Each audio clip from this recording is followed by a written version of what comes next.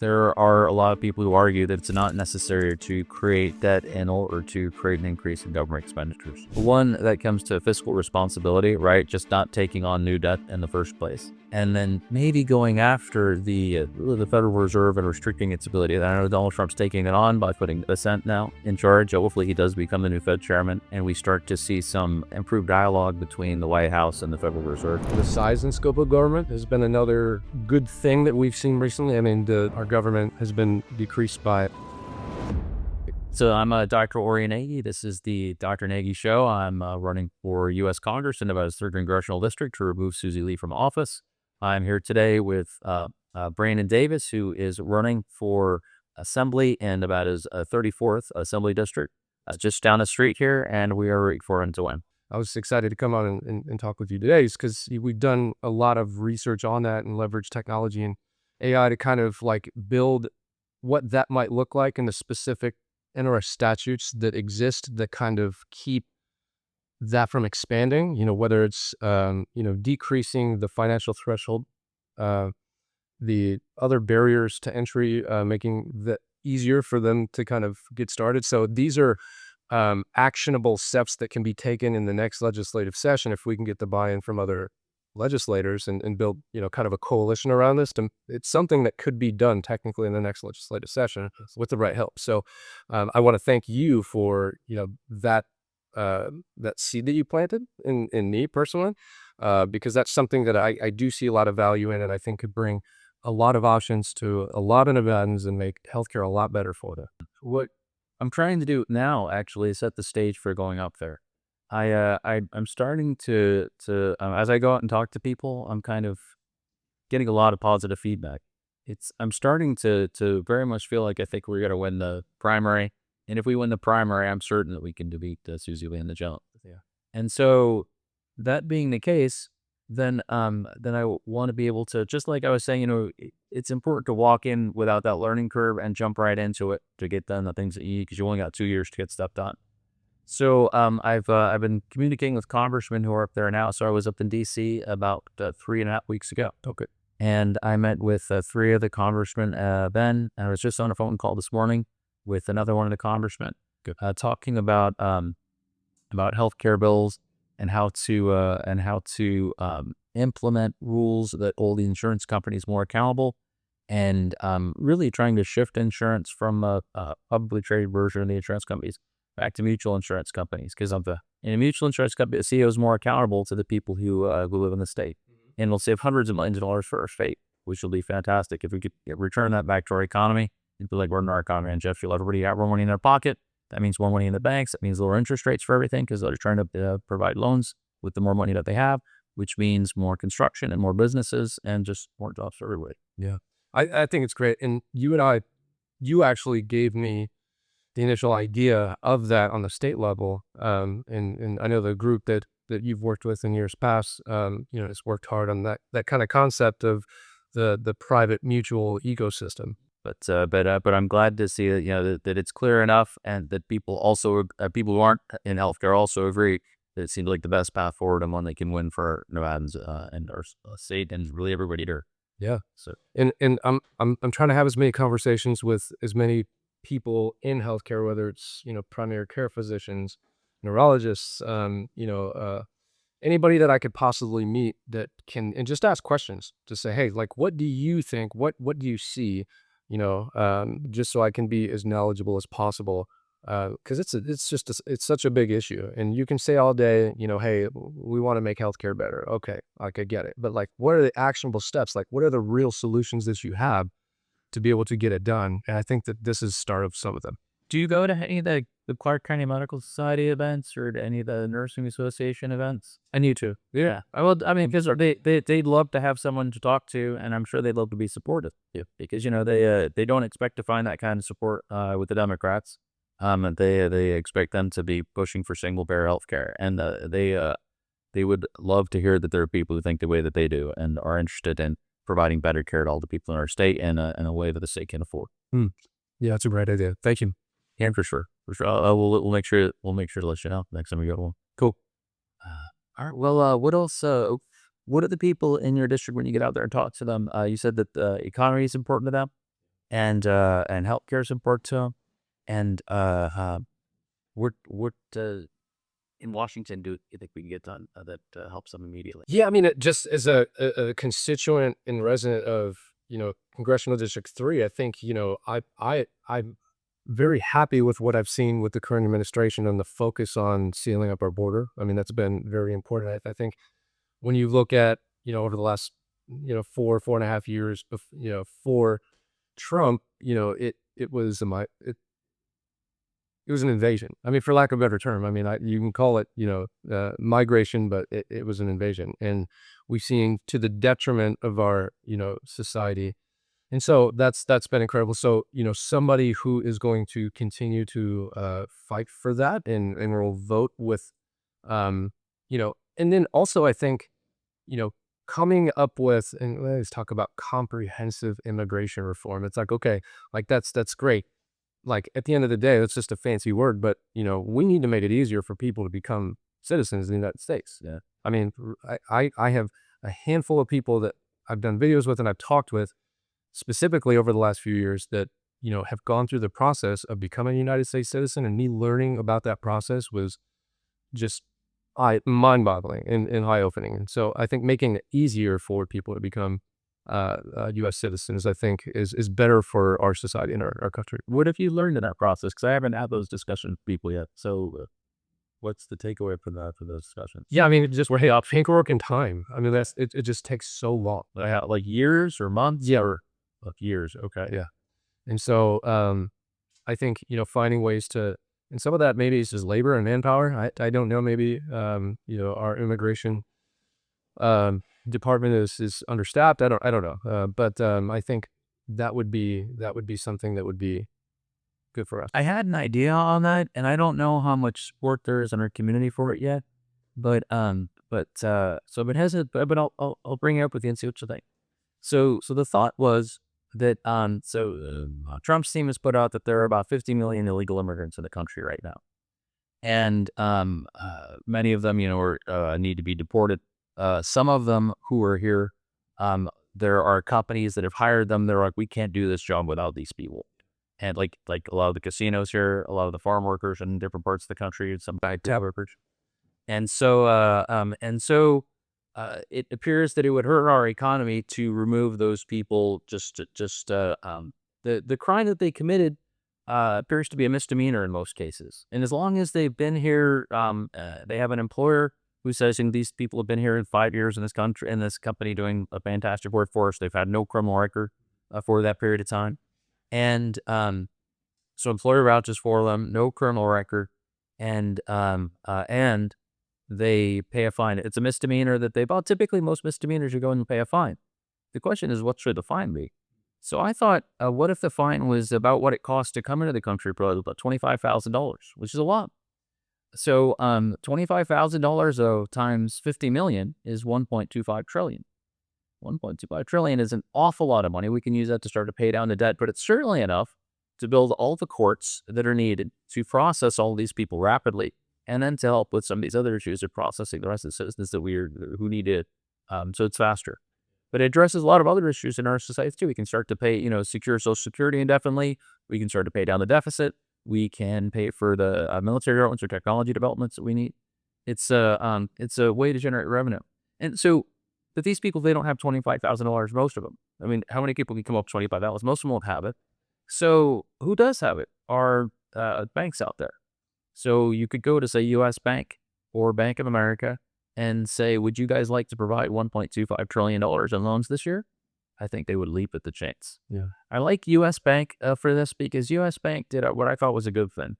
They decided that they were going to keep all of their home loans in-house.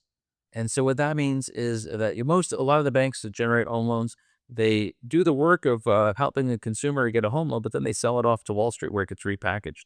Every time you do that, you have to have mortgage insurance. And that increases the cost of homes for everybody. Yeah. Because U.S. Bank has decided that they're going to keep all the loans in-house, they don't have to do that anymore. And so the price of homes going through them are lower. And in exchange, because as a reward for having done that for our economy, I thought it would be nice to let them have the first crack at providing these kinds of loans. Just as, as a thank you. Yeah. But the other thing is that the primary reason that the banking system failed back in 2008 was because the Wall Street had this irrational belief that three companies in the country could insure the price of all of the homes in the country. Because that was the way that there were three companies insuring every single home price, which is ridiculous. It was obvious that it couldn't that it had to fail if the price ever came down. And uh, helping us to exit that kind of system is what U.S. Bank is doing. It makes our country less vulnerable. Mm. So again, I think they should be rewarded in that regard. Yeah, interesting concept. Yeah, I mean, yeah, there's a lot there to unpack. I think, that's innovative ideas that move the conversation forward. I think that's good. Yeah, I mean, the idea of, I mean, we see, kind of courts like that, and the regulatory side, whether it's an FEC or SEC, things like that, to where, these these regulatory courts kind of like get just out of control with uh, power, because it's pretty unchecked. I mean, for the most part. So I'm always leery when I hear about creating a new lower court. There's been some stuff in the state of Nevada like, hey, let's try to move this through faster and create this new court. And it's like, I like the idea of moving things through faster and cutting red tape, but sometimes there's unintended consequences. But I love that idea. Just off off the first of hearing it, and not fully delving into it, but off the top, it's very interesting. I think right now they only have 700 courts capable of handling a huge backflow of immigration issues for a country. That's what I read recently? I haven't verified. But if that's accurate, we do need to expand it somehow, and the money has to come from somewhere. And why not from the people who are, wrote the law, who are here illegally, who we would, who would most benefit from this process being sped up? Yeah, and I mean, I think at the end of the day, the bank might be more willing, obviously, if they had a job, right? So if they're already working, then yeah, they can earn employment, which is great. And so, there is some risk there for the bank, but yeah, interesting. Yeah, you have to really any going through. And the other thing I like about it is if this is a Republican platform idea, the bank gets to look and say, 1.52 trillion, we're going to make a ton of money doing this. Mm. We should back Republican candidates. And suddenly there's a vehicle for, helping Republican candidates in our country and our shit to get elected. Yeah, Which is another positive. yeah. I mean, I think besides immigration, and I've talked about this a lot, but I think scaling back the size and scope of government has been another good thing that we've seen recently. I mean, the amount of bloat in our government over the last year has been decreased by, uh, so it was like almost 20% or something. There was some number there. I could be misquoting that, but by quite a bit. So I would want to kind of see that continued. I mean, I'm one of those guys that I want to see government as small as I can fit it in my pocket. And so, but yeah, those are a couple of things that are important to me as a constituent of CD3. So something that someone said to me recently was, it's much easier to fire a vendor than a bureaucrat.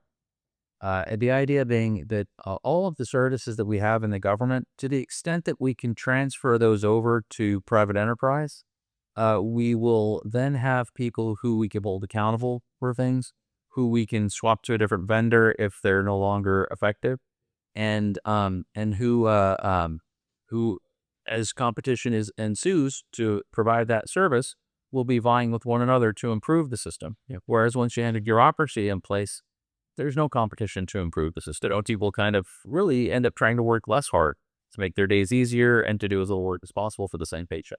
Yeah.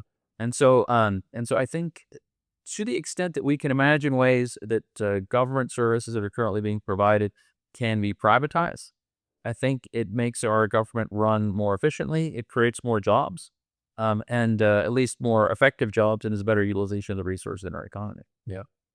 Because all that government bloat goes to a lot of salaries too. And people say, oh, what's going to happen to all those government workers? Maybe those government workers are the people who open these companies because they know where all the inefficiencies are. And suddenly those are the guys who best know the system, who are using all those, those 20, 30 years of knowledge to create the most efficient systems that now provide those services.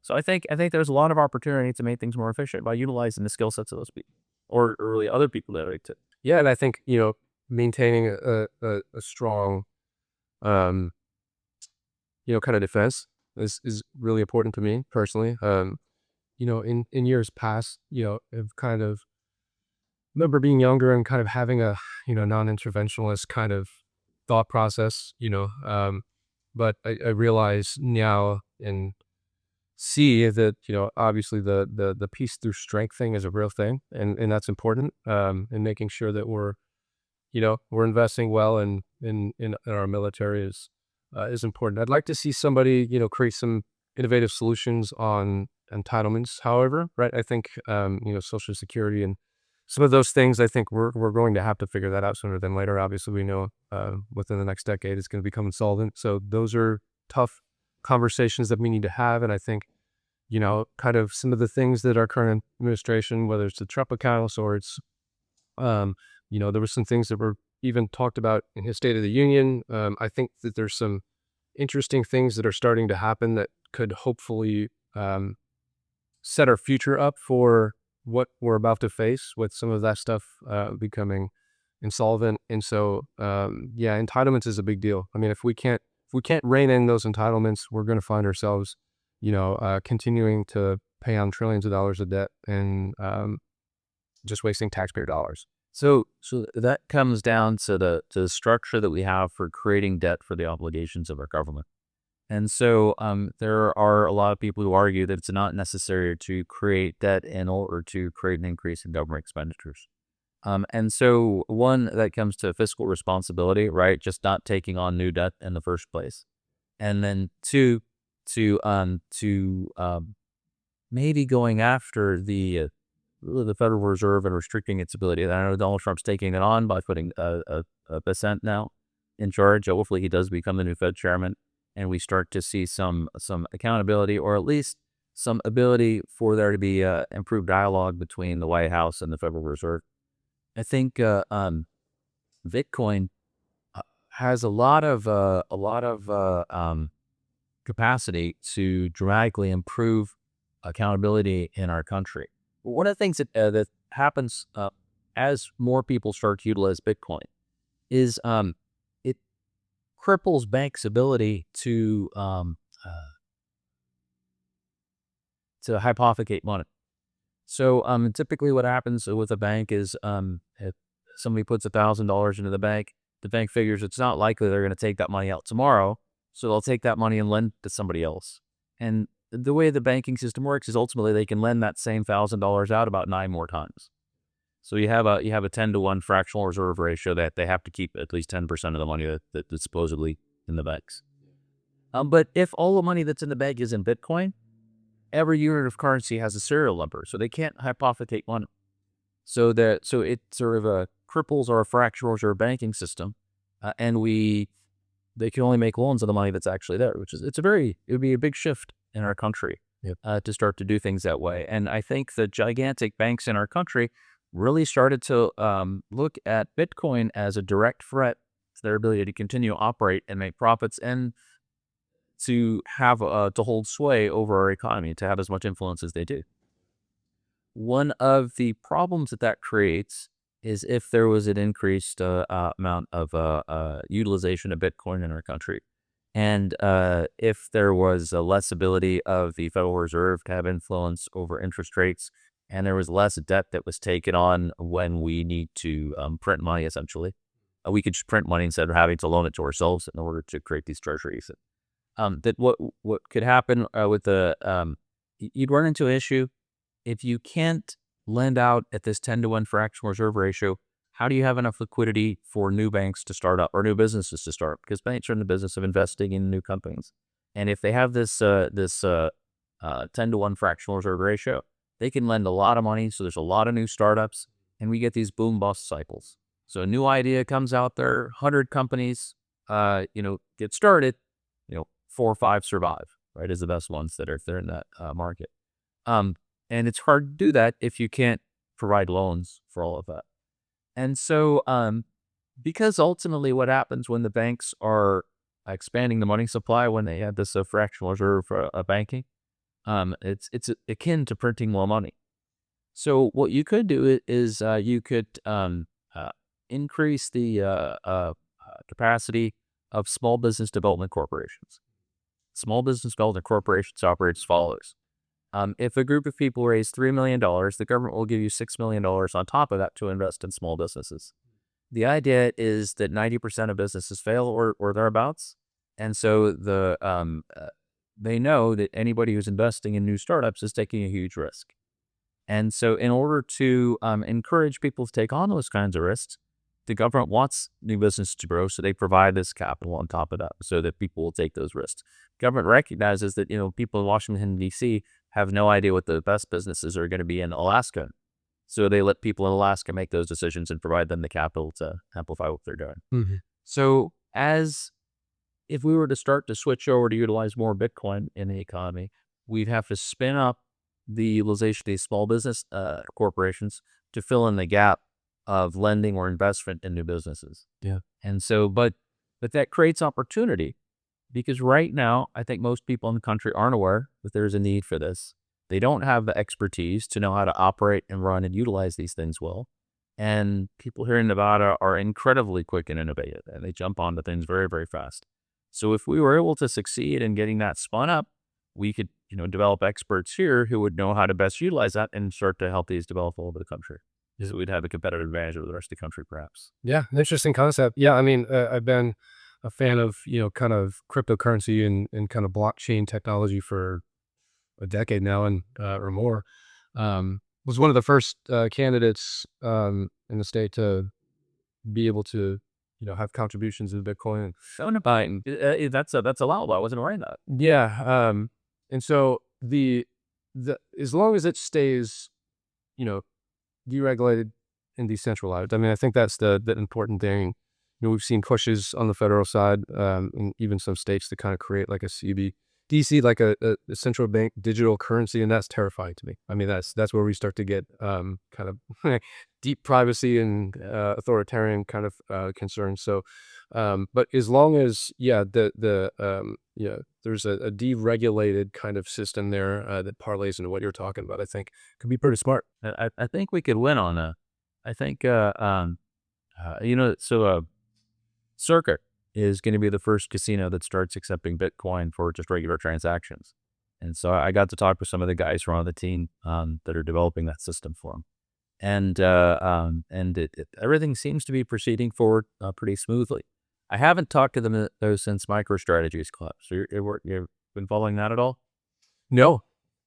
So what had happened was there was a company that was out there, and they were just a regular software company, and they had been making profits, and they had to decide, well, where are we going to do these profits? And typically they'll store them in some kind of account for some sort of, some of the shares, they'll buy shares or something. And these guys said, well, we're going to buy Bitcoin instead. And the rate at which Bitcoin was appreciating, it turned out the best thing that they could do with any profits they had was, instead of investing back in the company, was just to buy more Bitcoin. So they pivoted on what their company was doing, and they said, you know what, we're just going to invest full time in figuring out how to make the most money on leveraging Bitcoin. And so they did a fantastic job at it, and they became the preeminent vehicle in the country for investing and trading rapidly in Bitcoin, because they were really good at Bitcoin futures. And the Federal Reserve and the J.P. Morgan, the banks. J.P. Morgan's one of the biggest banks in the country. Their influence predominates really over what the decisions of Federal Reserve banks. And so they became very threatened by the rise of Bitcoin that was being promoted by this entity, because this entity was listen, every corporate entity in a country needs to shift from putting their money in banks to putting their money in Bitcoin. Now, if they did that, this company would make a lot of money because the demand for Bitcoin would go up. So it's a good strategy for them to promote this. But it would be very troublesome for banks, because suddenly there's a lot less money that's being deposited in banks. And so then they have problems with maintaining capital reserve ratios. Loans will start to default in the country. And so this transition from this, Bitcoin, uninflatable kind of a currency, to the older system that we have, where that's, inflatable on a dime and subject to the will of the people of the Federal Reserve, there's a clash right now.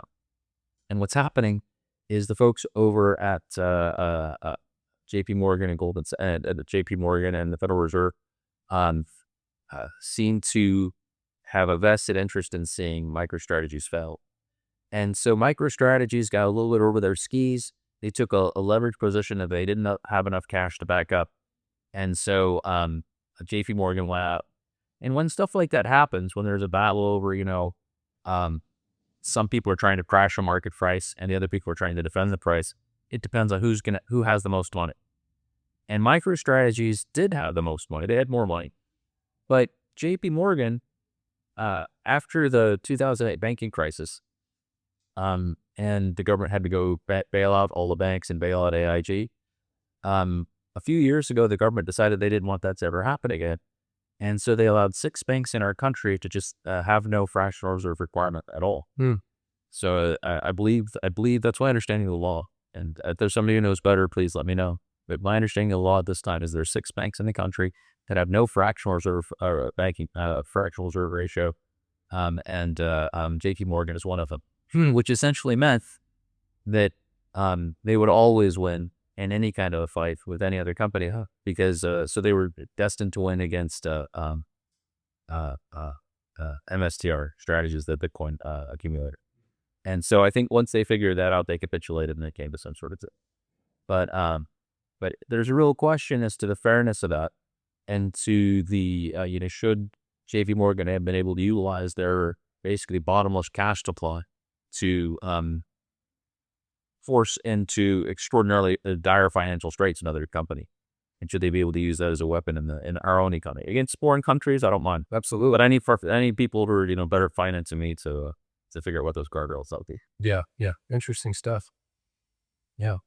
I mean, besides that, just, some of the other things that as we're, thinking through it, that is going to be important for, somebody going into DC and representing, CE3. Obviously, Nevada specific is, and this is something that Amade's been great on.